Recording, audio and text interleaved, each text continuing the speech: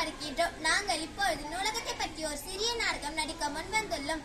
பாரதியார் புத்தகத்தில் நூலகத்திலிருந்து எடுத்து வந்தேன் என்று சொன்னாலும் அதை பற்றி சொல்லி, நூலகத்தில் நாம் படிக்க என்னென்ன புத்தகங்கள் இருக்கின்றன? நமக்கு நிறைய புத்தகங்கள் இருக்கின்றன. குழந்தை பாடல் நூல்கள், புதிர் கதைகள், கதை புத்தகங்கள், விளையாட்டு நூல்கள், ஓவியம் படிப்புக்கான நூல்கள், அப்பப்பா இன்னும் பல நூல்கள் நமக்கு அங்கே இருக்கின்றன. நமக்கு மட்டுமல்ல, பெரியவர்களுக்கும் இருக்கின்றன. நாளிதழ், வார நாளிதழ், மாத நாளிதழ் இவையெல்லாம் இருக்கின்றன. நானும் நூலகத்துக்கு வரலாமா? யாரு வேண்டுமானாலும் புத்தகத்தை எடுத்துக்கொள்ளலாமா?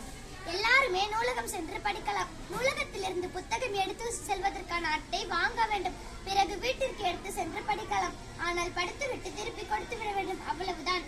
இதெல்லாம் உனக்கு எப்படி தெரியும் தேனருவி? என் மாமா தான் நூலகத்தை பற்றி சொன்னதோடு நூலகத்தில் சேர்வதற்கான அட்டையும் வாங்கி கொடுத்தார். பாரதியார் பாடலை படிக்க கொடுத்தாய் அல்லவா, அதற்காக உனக்கு ஒன்று சொல்லலாம் என்று நினைத்தேன்.